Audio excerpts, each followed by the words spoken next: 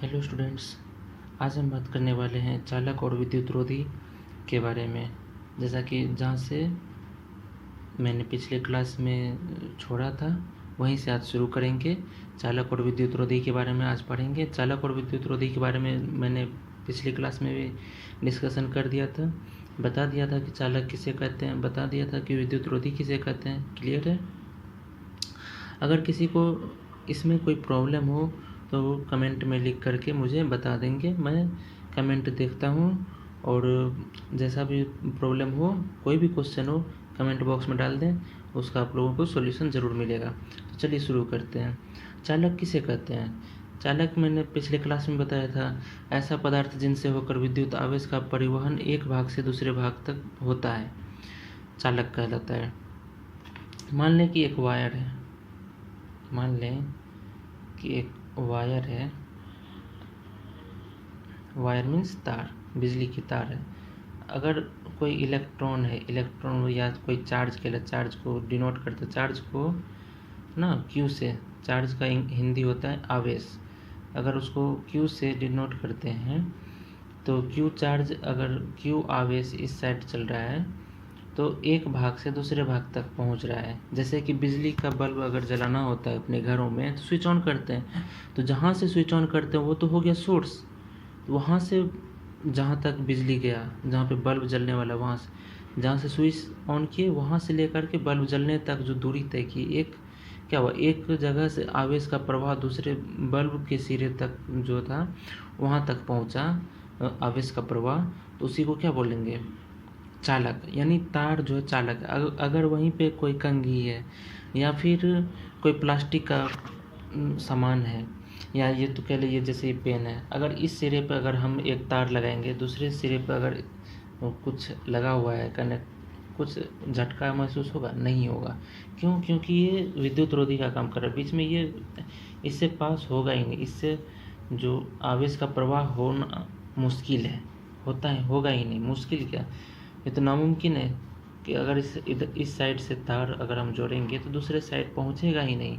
अगर और आवेश का प्रभाव पहुंचेगा नहीं तो दूसरी तरफ मेरा बल्ब जलेगा नहीं। तो वही कहना चाह रहा हूँ। विद्युत रोधी के बारे में भी आपने समझ लिया होगा। विद्युत रोधी किसे कहेंगे? ऐसा पदार्थ जिनसे होकर आवेश का परिवहन एक सिरे से दूसरे सिरे तक नहीं होता, विद्युत रोधी कहलाता है। ठीक है ना? और तीसरा एक चीज़ देख लेंगे, जो चीज़ शायद एनसीईआरटी में नहीं है या फिर नहीं मिलेगा आपको, ये हायर क्लास में होगा। एक होता है कंडक्शन या कंडक्टिंग मटेरियल। जैसा कि प्लास्टिक है, प्लास्टिक अब वो कहेगा कि कंडक्टिंग है या नॉन कंडक्टिंग। अगर इंग्लिश में बात किया जाए तो चालक है, चालन है या नहीं, आवेश का चालन हो इससे होकर होगा कि नहीं। जो प्लास्टिक का पेन है, अगर इससे एक सिरे से लगाया जाए तार, दूसरे सिरे तक उसमें करंट पास होगा, दूसरे सिरे तक उसमें आवेश का प्रवाह होगा? नहीं होगा। तो ये नॉन कंडक्टिंग मटेरियल है, नॉन कंडक्टिंग मटेरियल, और चालक का काम होगा। ठीक है ना? और वहीं पे एक लोहे का कोई सामान हो, वस्तु हो, या चांदी कह लें या तांबा कह लें, जो ये दो तीन मटेरियल हैं जो आवेश का प्रवाह होने देते हैं, अपने में से होकर के आवेश का प्रवाह होने देते हैं। जैसे कि आप समझ लें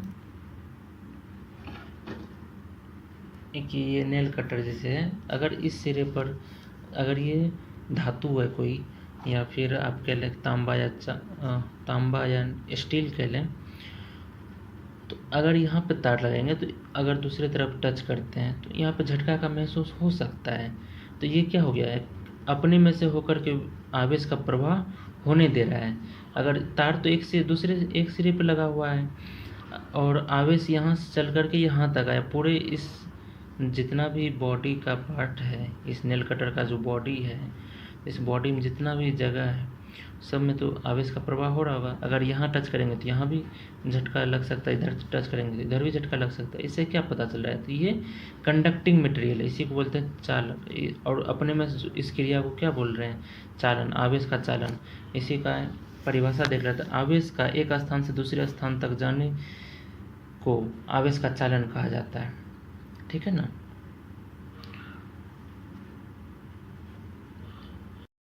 तो अब हम इससे आगे चलते हैं और देखते हैं, कुछ बातें कर लेते हैं जो बच गई थी आवेश के बारे में। तो वो इम्पोर्टेंट पॉइंट डाल करके हम यहाँ लिख लेते हैं, आप लोग को ये नोट कर लेना है।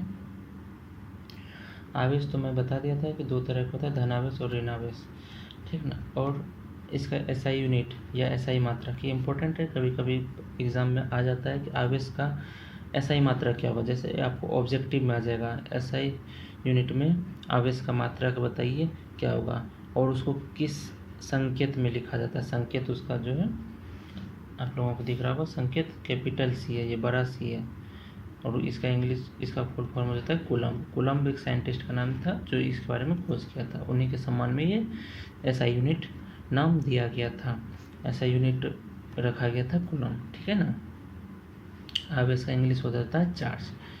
और इसमें कुछ जानकारी लेना चाहते हैं या फिर आपको कहीं इस पढ़ाने में कहीं भी किसी भी तरह का डाउट आया हो तो वो आप कमेंट बॉक्स में लिख